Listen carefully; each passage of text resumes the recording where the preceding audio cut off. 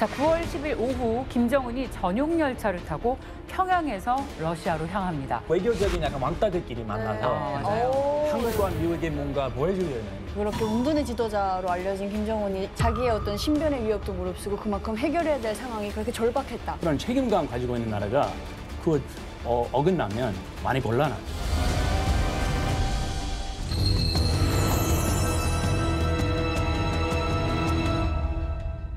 또 며칠 전에 10월 12일은 러시아와 북한이 수교한 지 75년이 되는 날이었어요. 이 국제사회의 경고와 비난에도 불구하고 이 두 나라, 러시아와 북한이 위험한 동맹을 결속했습니다. 근데 또 점점 굳건해지고 있어요. 자, 이런 러시아와 북한의 정상회담 기간 동안 도대체 어떤 일들이 있었는지, 또 앞으로 어떤 파장을 가져올 것인지 전문가를 모시고 알아보도록 하겠습니다. 자, 한국국방연구원 안보전략연구센터에서 러시아와 북한의 관계 전문가로 활동 중이신 두진호 박사님 모시겠습니다. 어서 오십시오, 박사님. 네, 반갑습니다.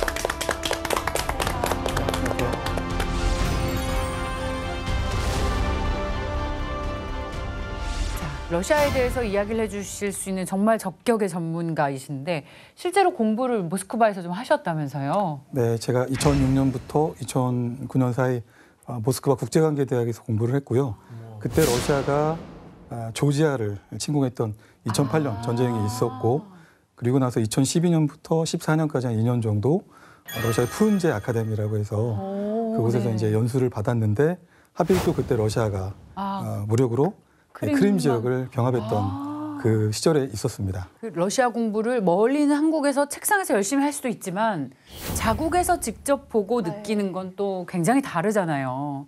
그래서 오늘 정말 그 생생한 얘기를 들을 수 있을 것 같아서 많은 기대를 걸고 있습니다. 이번에 러시아로 인해서 그야말로 신냉전 시대가 도래하는 것이 아니냐라는 걱정들이 많은데, 일단 그 문을 연 것이 이 러시아와 북한의 정상회담입니다. 이 러시아와 북한 매체 모두 푸틴과 김정은의 만남을 집중적으로 보도했죠. 네, 그렇습니다. 러시아 국영방송인 러시아 원 채널에서는 이 러북 정상회담과 김정은의 행보를 이 며칠간 메인 뉴스로 꾸준히 다루기도 했고요.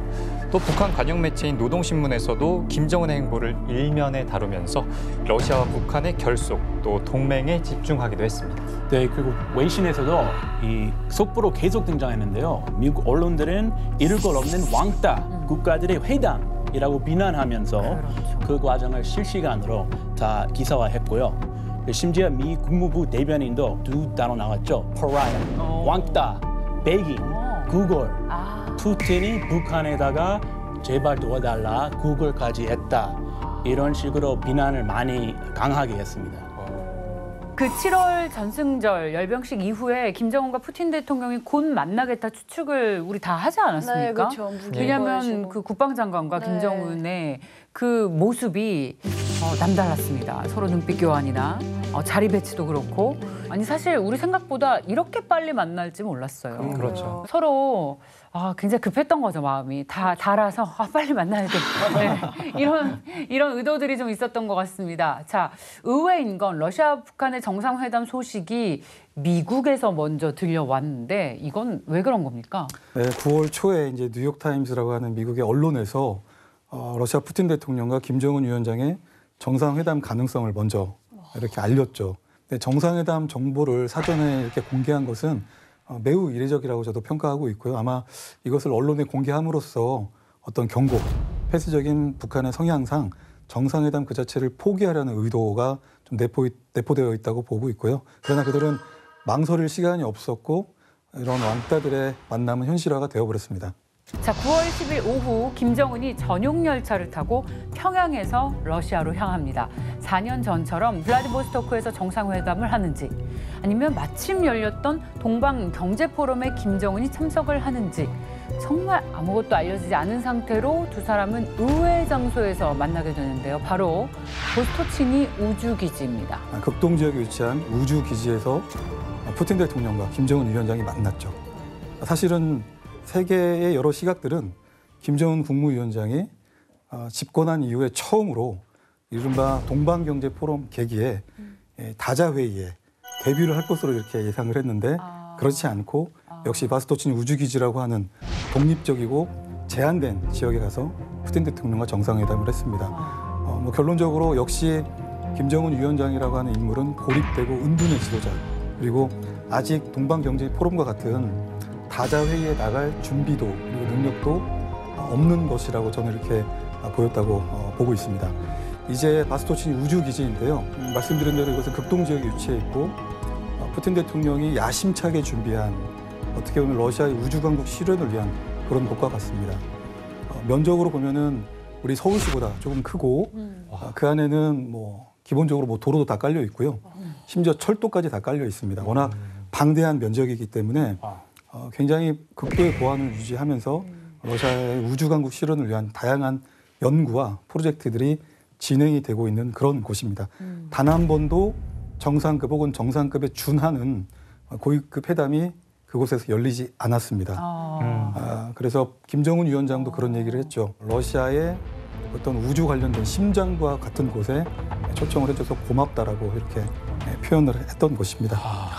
제가 놀랐던 건 그 푸틴 유명하잖아요. 지각쟁이로 유명한데. 맞아. 항상 거만하잖아. 2시간. 맞아. 매번 늦어요. 네. 뭐 2018년도 이 트럼프 만날 때도 그 회담도 서로 막 늦으려고 서로 눈치 보다가. 저 같으면 굉장히 피곤할 것 같은데 맞아. 계속 늦었다가 이번에는 일찍 온 거예요. 와서 기다리는 거 30분이나 기다리면서 이거 뭐지? 그렇게 급한가? 그러니까. 네, 놀랐어요. 정말 놀랐어요. 네, 말씀하신 대로 푸틴 대통령은 특히 유럽연합이나 뭐 이런 서방 지도자들을 만나는 계기마다 뭐 적게는 30분, 많게는 2~3시간 이상을 기본으로 항상 늦었습니다. 그런데 이번에는 최소 30분 이상 먼저 바스토친 우주기지에 와서 김정은 국무위원장을 이렇게 맞이했습니다. 아무래도 김정은 위원장이 거의 뭐 3박 4일 이상 열차를 타고 직진만 했기 때문에 그런 이제 고생에 대한 뭐 최소한의 예의 차원이라고 이렇게 볼 수가 있겠고요. 또 한 가지는 그만큼 푸틴 대통령도 뭔가 말 못할 속사정이 절박한 상황이 있었을 것이다. 이렇게 보고 있습니다. 절박한 거는 김정은도 마찬가지였던 것 같아요. 네, 그렇게 운둔의 지도자로 알려진 김정은이 20시간 넘게 방탄 열차를 타고 이제 러시아까지 간 거잖아요. 자기의 어떤 신변의 위협도 무릅쓰고 그만큼 해결해야 될 상황이 그렇게 절박했다. 그렇게 보여지더라고요.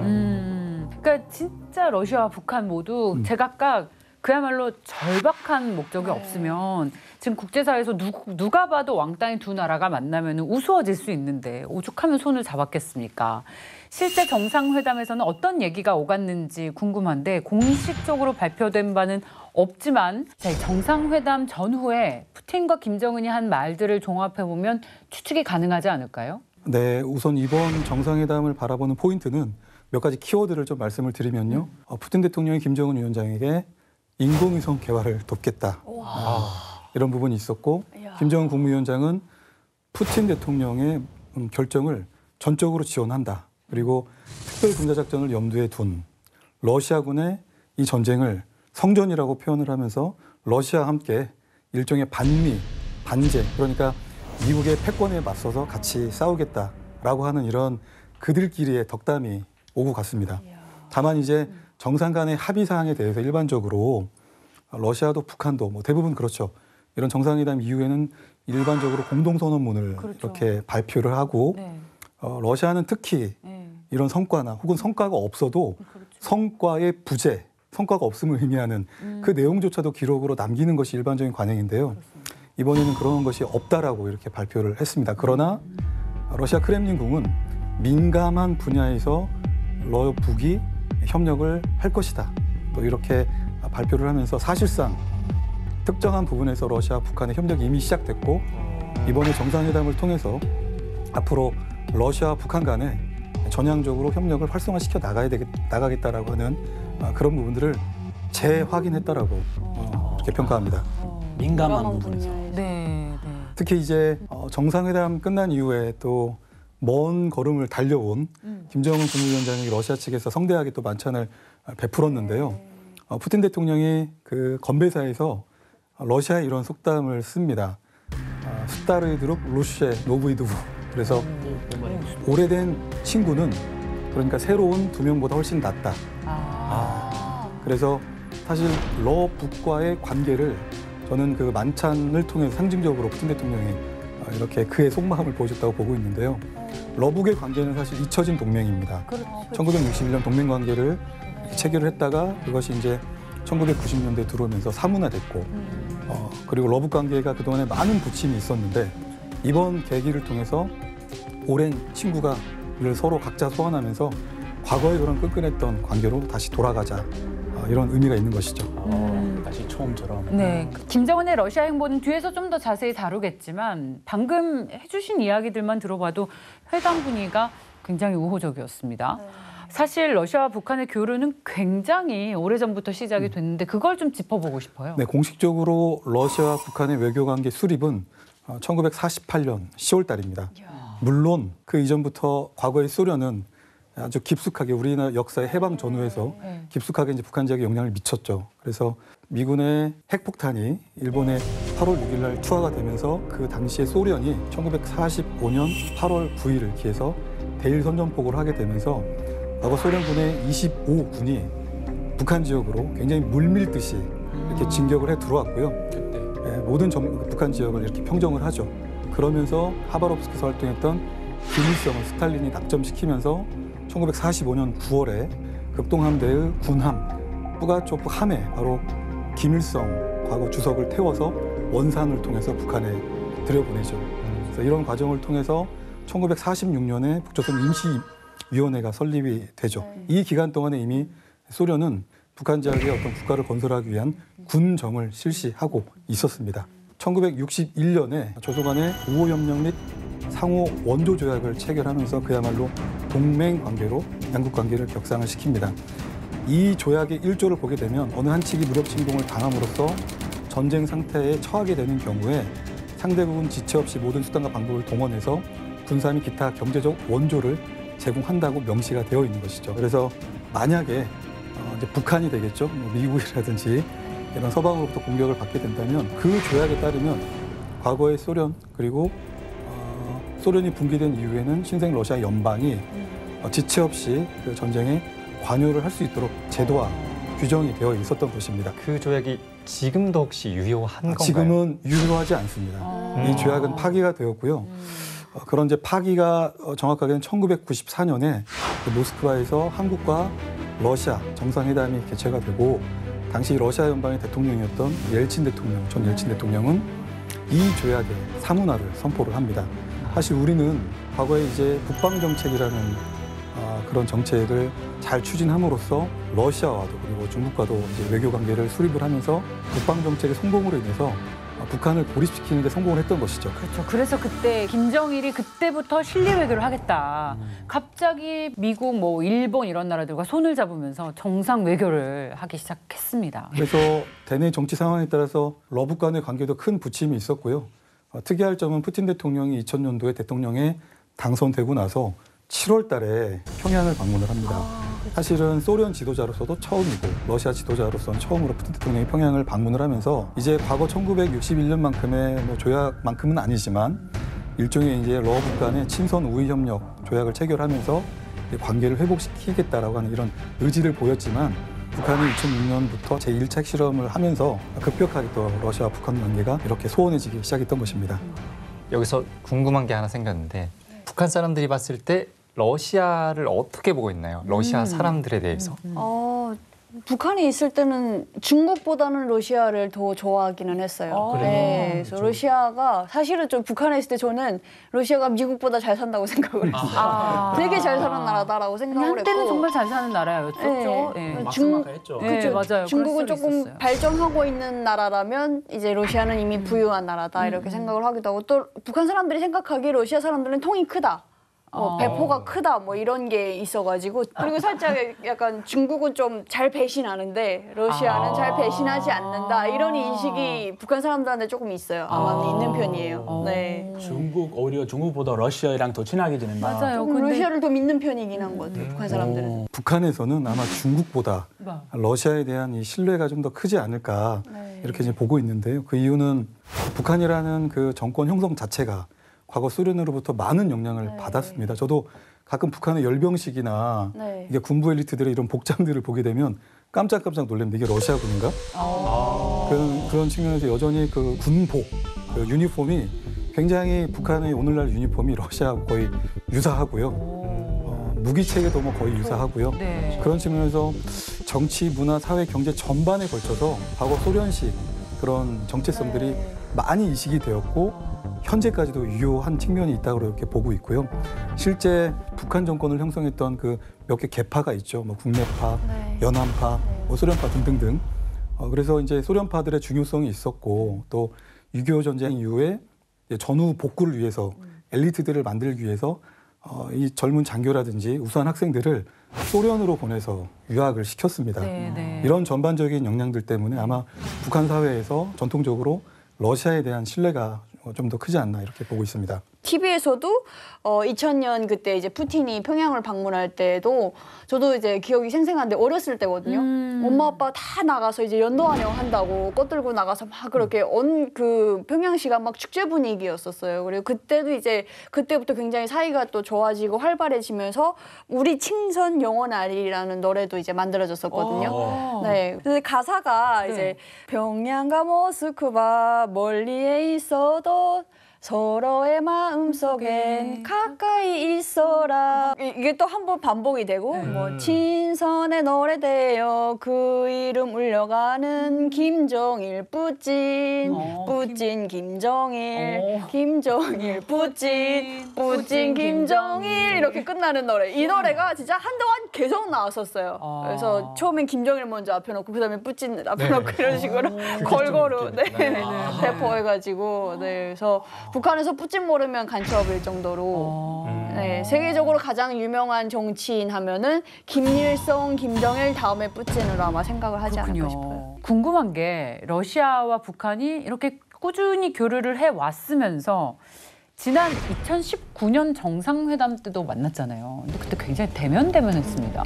왜 냉랭했는지 갑자기 궁금해지는데 이번 정상회담과 지난 2019년과는 너무나 많은 온도차가 있었어요. 네, 2019년 4월에 김정은 위원장이 극동 지역에 가서 푸틴 대통령과 정상회담을 했을 그 당시의 전략 상황은 미국 하노이 정상회담이 결렬이 되었기 때문에 북한이 이제 코너에 몰리는 그런 상황이었고요. 어찌 보면 김정은 위원장은 이제 러시아에 손을 좀 내밀어서 대북 제재 완화와 같은 그럼으로써 어떤 뭐 에너지라든지 식량 같은 이런 걸 좀 받아내기 위한 이런 노력들이 있었는데 푸틴 대통령의 당시의 입장은 명확했습니다. 물론 대북 제재 완화를 주장하긴 했지만 여전히 한반도에서 북한의 핵 보유 지위를 인정하지 않는다라고 하는 그런 입장이었기 때문에 즉 한반도 비핵화를 위한 그런 노력을 또 하겠다라고 하는 이런 러시아의 역할이 있었기 때문에 지금과 상황은 달랐죠. 그런데 4년 5개월 만에 김정은 위원장이 극동을 가는 정상회담을 하는 그런 상황은 너무나 달랐습니다. 왜냐하면 러시아가 우크라이나를 침공하고 단기간 내에 전쟁이 끝날 줄 알았는데 끝나지 않고 이제 러시아도 어떤 전쟁 지속 능력을 유지하기가 너무 힘들어졌습니다. 사람도 부족하고요. 전쟁이 필요한 포탄, 무기도 부족한 상황입니다. 그리고 결정적으로 국제사회에서 러시아에 대한 전방위적인 제재를 하고 있기 때문에 더 심해졌죠. 그리고 ICC라고 국제형사재판소가 푸틴 대통령에 대해서 전쟁 범죄를 사유로 들어서 체포영장을 발부를 했기 때문에 이 ICC에 속한 123개국에 푸틴 대통령이 갈 수가 없습니다. 그래서 갈 수 있는 나라들 몇 개 따져보면 중국, 북한, 러시아의 일본 동맹국인 뭐 벨라루스 이런 정도밖에 안 되는 것이죠. 여기에 더해서 국제사회에서 유엔 차원에서 이제 러시아에 대한 뭐 여러 가지 규탄하고 결의안을 채택할 때마다 많은 반대의 목소리가 있는데 북한은 항상 러시아 편을 들어주는 이런 상황이었던 것이죠. 그래서 변함없이 러시아를 대상으로 외교적 지지를 해주고 있는 이 북한이 푸틴 대통령 입장에서 굉장히 고마웠을 것이다 이렇게 보고 있습니다. 보니까 전쟁이네요. 그 러시아의 태도를 바꾼 건 우크라이나 전쟁. 그래서일까요? 마치 그야말로 풀코스 요리 대접하듯이 러시아는 김정은의 마음에 쏙 드는 일정으로 준비를 했습니다. 보스토치니 우주기지, 크네비치 군 비행장, 블라디보스토크의 태평양 함대 사령부. 야, 이렇게 전략 무기를 다 보여줘도 됩니까? 러시아도 북한도 각 잡고 만났구나. 이렇게 좀 평가를 했습니다. 왜냐하면 정상회담을 했던 장소 바스토치니 우주기지는 물론 민수용 우주기지이긴 하지만 앙가라라든지 소유스2와 같은 발사체에 인공위성이 아닌 핵탄두만 탑재하면 그 자체가 ICBM이 됩니다. 네, 그래서 보스토친 정상회담을 통해서 김정은 위원장은 러시아의 첨단 우주 기술에 큰 관심을 이렇게 표했습니다. 그래서 김정은 위원장 방명록에 첫 우주 정복자들을 낳은 러시아의 영광은 불멸할 것이다 이렇게 적은 뒤에 푸틴 대통령과 최신의 그 발사체입니다. 앙가라 이런 로켓 조립하고 시험하는 이제 그런 것들을 소유스2 포함해가지고요. 이런 것들을 다 둘러봤는데 참고로 이 앙가라 로켓은 2014년에 우리가 발사에 성공한 나로 1단 엔진과 동일합니다. 그래서 그 이제 언론을 통해서 김정은 위원장이 굉장히 호기심 많은 이렇게 청년처럼 물어보죠. 이게 뭐 몇 미터냐, 엔진의 출력은 어떻게 되냐 이런 걸 물어보는데 아마도 군사 정찰 위성을 2번이나 연거푸 발사 실패했기 때문에 발사체에 상당히 욕심이 있었을 것 같습니다. 그 다음으로는 전투기 공장을 갔잖아요. 김정은을 위해서 시험 비행도 선보이던데요. 그래서 이제 보스토친 우주기지 이후에 방문한 곳이 깜사모스크 나무레라고 하는 곳에 있는 유리 가가린 공장입니다. 사실 거기에 김정은 위원장이 가서 러시아의 주력 전투기인 수호이 계열의 전투기들을 다 확인을 하고 실제 좀 탑승도 좀 해봤습니다. 그리고 수호이 35기 같은 경우는 실제 시험 비행하는 것을 참관하면서 이게 물개박수를 치는 모습도 볼 수가 있었습니다. 박사님, 그런데 그 우리가 흔히 북한이 공군력이 상당히 약하다.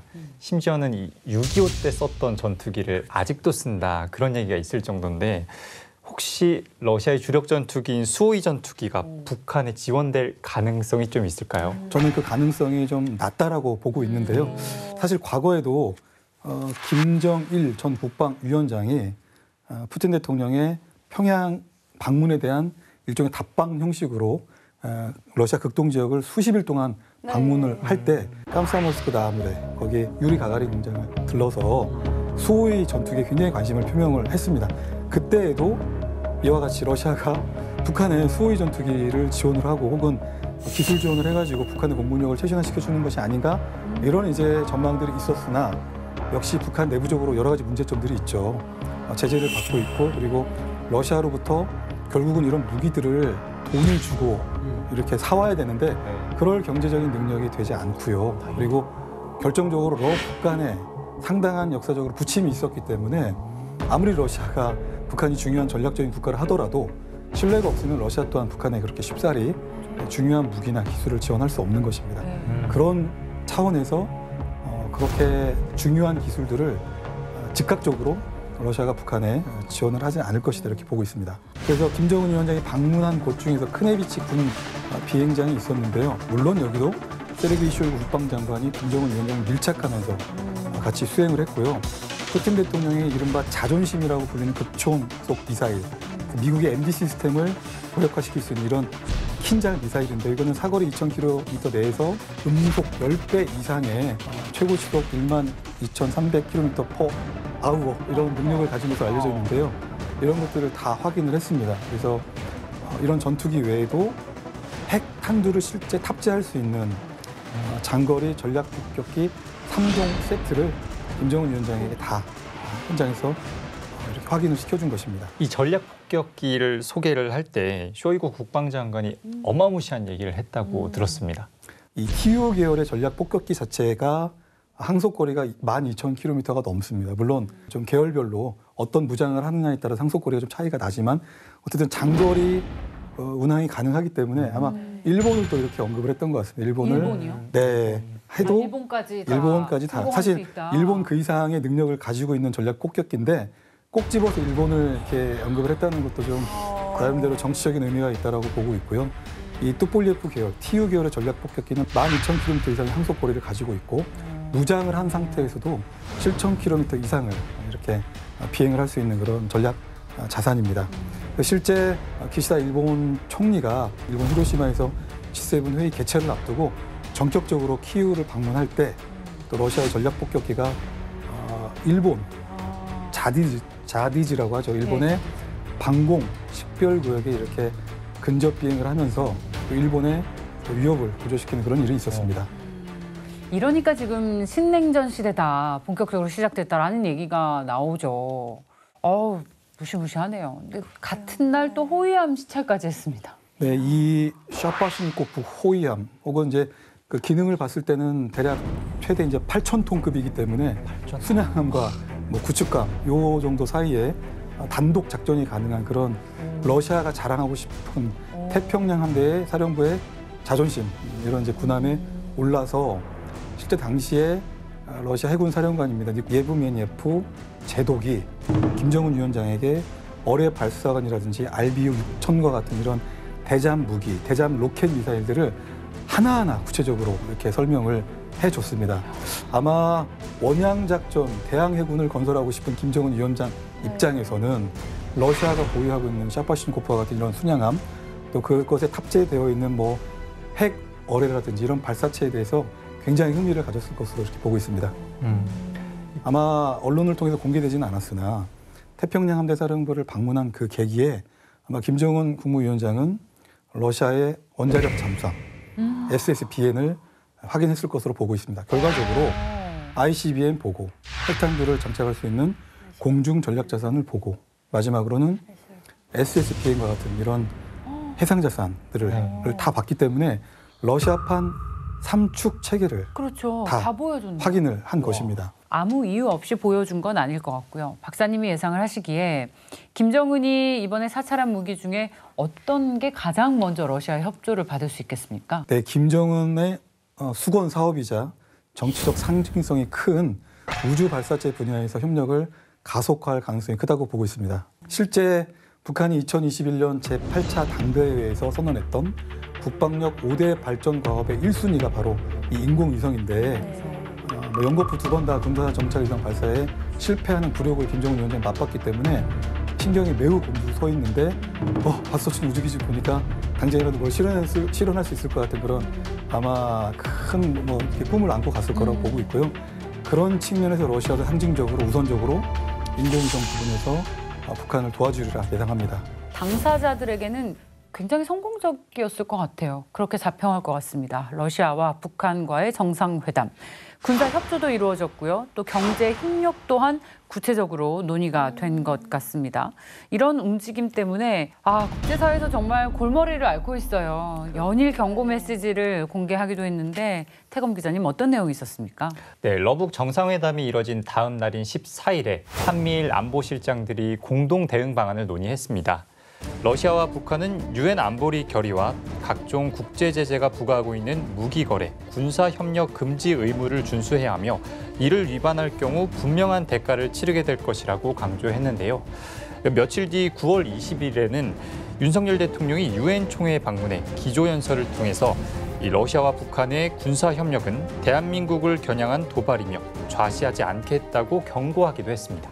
미국도 러시아에 대한 제재, 추가적인 제재했는데요. 미국이나 서방 국가 기술을 러시아로 넘기거나 물자 제공한 기업 및 개인, 거의 추가적으로 제재하기로 했고요. 그리고 러시아는 안보리 상임 이사국이잖아요. 그러니까요. 그러니까 이거는 정말 어긋나는 그걸 준수해야 되는 그런 책임감 가지고 있는 나라가 그걸 어긋나면 많이 곤란하죠. 그 푸틴 대통령이 직접 이렇게 얘기를 했습니다. 유엔 안보리 제재 틀 안에서도 북한과 군사기술 협력이 가능하다. 자기 멋대로 해석을 좀 하고 싶은 것 같은데. 멋대로네요. 가능합니까? 이 푸틴의 생각대로 될까요? 사자성어로 아전인수식 해석을 했다라고 보고 있는데요. 파트다가만. 지금 이제 북한에 대한 유엔 차원에서의 대북 제재 결의안 한 11건 정도가 되죠. 사실 대북 제재에 관련된 이제 국제사회의 노력은 북한이 어떤 핵이나 WMD 대량 살상 무기를 개발하는데 좀 기여할 수 있는 뭐 상품이라든지 전략 물자, 장비들의 직간접적인 뭐 이동, 공급 이것들을 원천적으로 차단하기 위해서 우리 국제사회가 북한에 대한 제재를 부과하고 있는 것이고요. 사실 러북 간의 우주기술 협력도 이 제재안에서 금지하고 있는 상황입니다. 과학기술 협력 자체도 금지하고 있기 때문에 인공위성 개발을 도와주겠다. 이 또한 제재를 무력화시키겠다는 이런 두 사람 간의 의지가 실려 있기 때문에 그 자체도 사실은 불법적인 것입니다. 그리고 이제 김정은이 이른바 군사 협력 투어를 마치고 러시아에서 이 투어를 마치고 이제 평양으로 돌아갈 때 그 연해주 주지사가 선물을 했다고 합니다.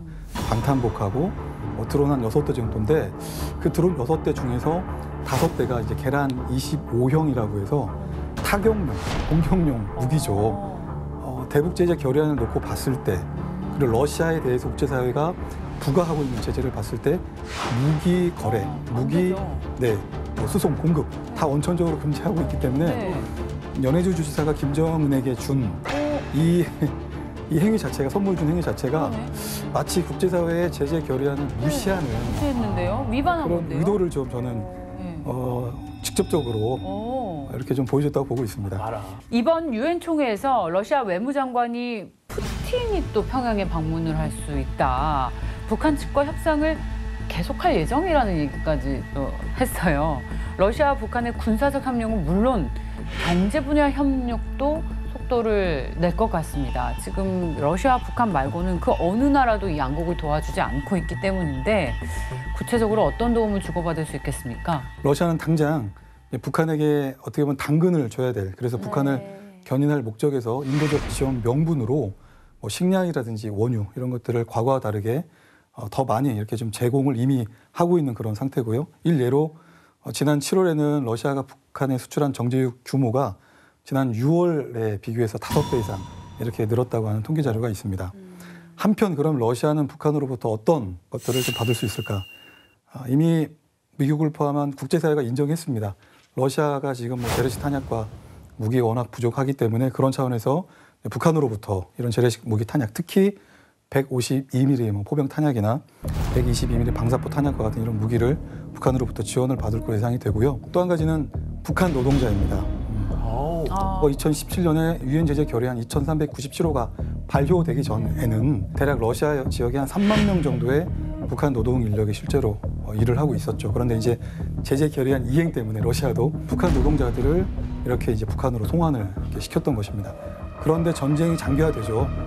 병력 동원도 어렵고 산업 인력은 더더욱 구하기가 어려워졌습니다. 그래서 값싸고 질 좋은 천리마 정신으로 열심히 성실하게 일하는 북한 노동자가 러시아 입장에서는 너무나 절박한 심정으로 필요합니다.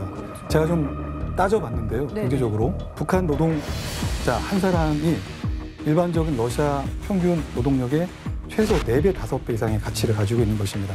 그런 차원에서 러시아는 북한 노동 인력이 너무 필요한 것이죠.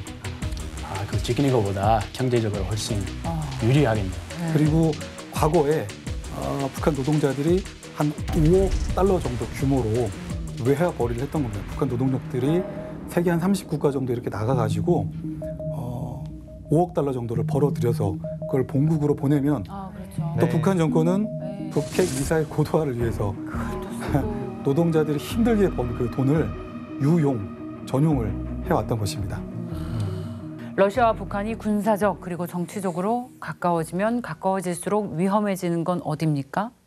바로 우리 한반도입니다. 우리나라도 미국도 그래서 이걸 좌시하고 있진 않을 건데, 자, 이 신냉전이 도래했다라는 말들이 많이 나오고 있습니다. 앞으로 우리 미국과의 동맹에는 어떤 변화가 있을 것이고 또 어떤 변화가 필요하다라고 보십니까? 물론 뭐 당장 러북이 협력한다고 해서 한반도에 대한 북핵 위협이 뭐 당장 이렇게 뭐 고조화되거나 그러지는 않겠습니다. 다만 러시아의 재래식 무기 그리고 핵 WMD 미사일 이런 부분들이 러시아의 기술을 이제 북한 군사력에 탑재를 하게 된다면 우리가 생각해보지 못했던 그런 위협으로 다가올 수 있기 때문에 그것이 비단 한반도에 대한 위협뿐만 아니고 우리의 동맹인 미국에도 저는 위협이 될 거라고 보고 있습니다. 이런 차원에서 한미 간의 군사 동맹의 결속력 강화는 기본이고요. 또 우리 동맹 간의 어떤 기술 동맹의 수준도 글로벌 전략 포괄적 동맹이라는 차원에서 더 끌어올려야 될 필요성이 있다고 보고 있습니다. 이에 더해서 최근에 이제 북한이 기괴한 잠수함, 이른바 그들은 전술핵 공격 잠수함이라고 명명을 해서 이렇게 진술을 했는데 이런 것들도 위협이 고도화되고 있기 때문에 한미 간의 대잠수함 훈련 그리고 더 나아가서 연합 공중비행 정찰과 같은 이런 군사 활동들을 좀 더 내실 있게 그렇게 하면서 한미 간의 연합 방위 태세를 보다 좀 강화시켜 나갈 필요가 있다라고 생각을 합니다. 박사님, 그런데 중국과 러시아, 북한 이렇게 중러북 삼각공조로 발전할 가능성도 좀 언급이 되고 있습니다. 이 러북 관계가 워낙 긴밀해지고 있고 그리고 그간에 또 중러는 정치적으로, 경제적으로, 군사적으로 워낙에 또 긴밀한 관계를 유지해 왔기 때문에 결국 중러의 플랫폼 안에 이제 북한이 들어오는 것이 아니냐. 그래서 그것이 중러북 군사 협력으로 발전하는 것이 아니냐 이런 이제 우려가 있는데요. 최근에 이제 중국의 모습을 봐서는 당장 중러의 협력 안에 북한을 끌어들일 의도는 없어 보입니다. 이제 그 이유는 여러 가지 중국의 내부적인 그런 도전들 요인들 때문에 이제 그런 것으로 좀 보고 있습니다. 네, 자, 이번 러시아와 북한의 정상회담이 앞으로 두 나라를 바라보는 국제사회의 시각에 변화를 가져올 것 같습니다. 우리도 앞으로 조금 더 긴장하고 또 예의주시하면서 러시아와 북한의 행보를 지켜보게 될 것 같습니다. 자, 박사님, 오늘 함께하신 소감 어떠셨습니까? 러북 정상회담과 관련돼서 특히 한반도에 대한 위협 그리고 앞으로 우리는 어떻게 대응할지에 대한 이런 고민들을 같이 나눌 수 있게 돼서 영광스럽게 생각합니다. 감사합니다. 자, 북한의 실상을 마주보는 시간 페이스북은 여기까지고요. 다음 주 새로운 이야기로 돌아오겠습니다. 고맙습니다.